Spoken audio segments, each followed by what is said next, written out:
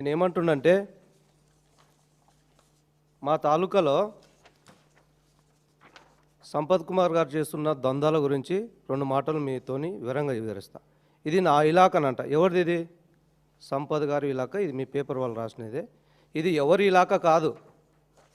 అక్కడ ఉన్న 2,50,000 మంది ఓటర్స్, నడిగడ్డ గద్వాల్లో 2,50,000 మంది, అల్లంపూర్లో 2,50,000 మంది ఉన్న ఆ ఓటర్స్ అంతా నడిగడ్డలో నా ఇలాకా అంటున్నాడు ఆయన.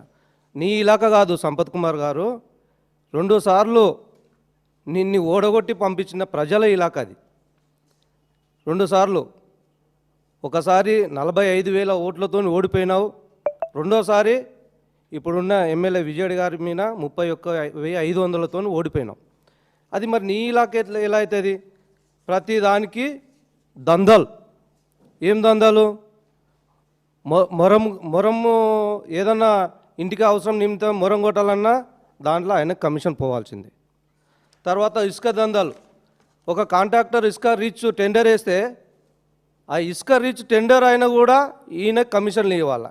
ఇవ్వకుండా ఉంటే ఇందిరమ్మ ఇండ్లను పెట్టినారు. ఆ ఇందిరమ్మ ఇండ్లకు పోనీక బడుగు బలహీన వర్గాలు ఎవరైనా కట్టించుకునికపోతే కూడా ఆ బండ్లు ఆఫ్ చేస్తారు. నాకు కమిషన్ ఇస్తేనే మీ బండ్లు కదులుతాయని చెప్పి వాళ్ళ మనుషులతో బెదిరించిన ఈ నా ఇలాకా పేపర్. తర్వాత అక్కడ ఆఫీసర్స్ ఉన్నారు.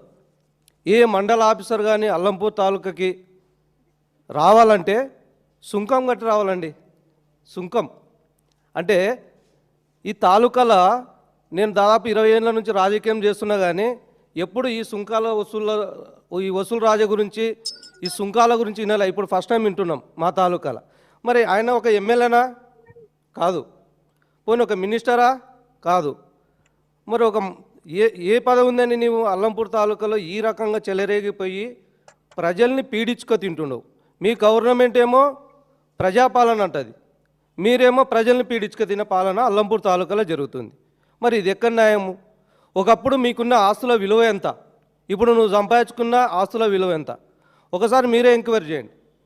ఎందుకు చెప్తున్నామంటే ఏ ఆఫీసర్ అన్నా మా తాలూకాలోకి రావాలంటే సిమ్ కార్డ్ సిస్టమ్ ఉంది మా తాలూకాలో. అంటే ఈయననే ట్రాన్స్ఫర్ చేపిస్తాడు ఒక 6 నెలల తర్వాత. ఫస్ట్ 6 నెలల వరకు వేయించుకుంటాడు, ఇంతో అంతో సుంకం కట్టించుకుంటారు. దాని తర్వాత మళ్ళీ ఈయననే ట్రాన్స్ఫర్ చేసి